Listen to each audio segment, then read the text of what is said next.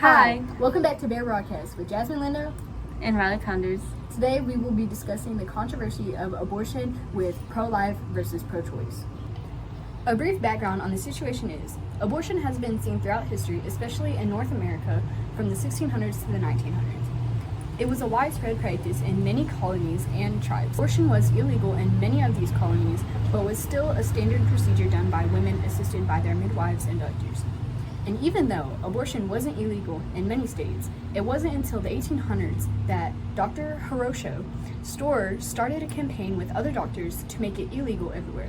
Although they tried, abortions were still taking place when some women didn't see any other choice. An example of the situation is when slavery was still taking place, women were sometimes forced to keep their children with their owners, and some didn't see any way out of the situation. Now, Riley will give us an overview of the current circumstances. Some overview about the situation is that the reproductive rights movement has existed since the early 1900s, but didn't surface until the 20th and 21st century. According to Roe v. Wade in 1973, it was an individual's choice whether or not to continue making the baby. But in the 21st century, it was overturned. Those who chose to overturn this case believe that the medical personnel conducting these procedures weren't skilled enough to do so. This led to the debate between pro-life and pro-choice. In the end, the decision was that the state could decide its regulations and whether or not it was legal, as well as the restrictions with the Dobbs and Trigger law.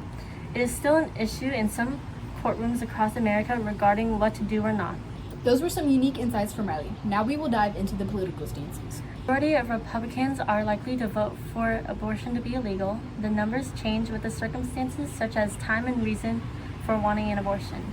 With the reasons weighing in, Republicans vote go up for abortion being illegal. The majority of Democrats lean towards wanting abortions to be legal. Their numbers are high and average out for the population to vote for it to be legal. Democrat numbers lower when time increases and are higher when things such as threatening the woman's health, rape, or the baby is expected to be born with severe disabilities or health issues. Not only do political parties have their views, but so do other news outlets. Let's take a look at a few. First, we have CNN. They have three main points that we're going to be talking about.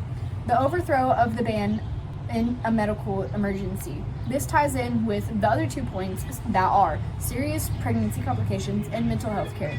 All of these relate back to the women in the situation where if in this situation a medical emergency happens where either the unborn child or the woman seeks medical care, there have been issues with who they're prioritizing, and this can have serious complications in the hospital itself and can also cause a toll on the woman's mental health.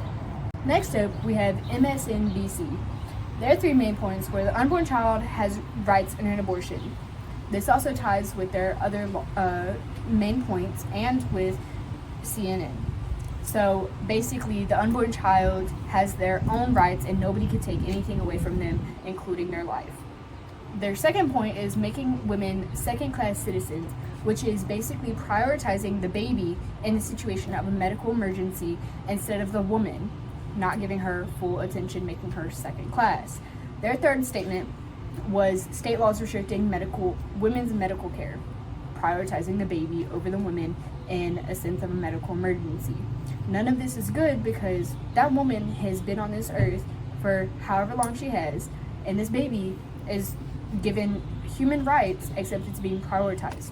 Lastly, we have Fox News. Their three main points are the vice president speaks on women's rights and how does a man know better than a woman? Very true. How does a man know what to do with a woman's body better than a woman does when she's the one living it? Their second point, the John Paul II Center provides holistic care for unexpected and crisis pregnancies for free. This gives women a safe place to go in a situation where they don't know what to do. Thirdly, we have new poll votes aimed to make abortions a central issue for the upcoming 2024 election. This puts a foot in the door for upcoming president candidates to where they can express their feelings on the situation and their call to action if they were to become president.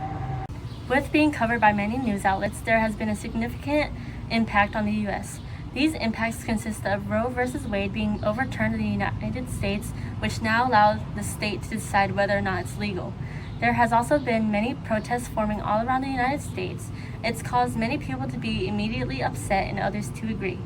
Many people were upset because it's been a widespread practice in our history, and some people believe in the long run it will lead to an even more unstable foster care system. Besides protests possibly becoming violent, women think that men shouldn't have a say in what a woman does with her body, while some believe that the unborn baby has rights.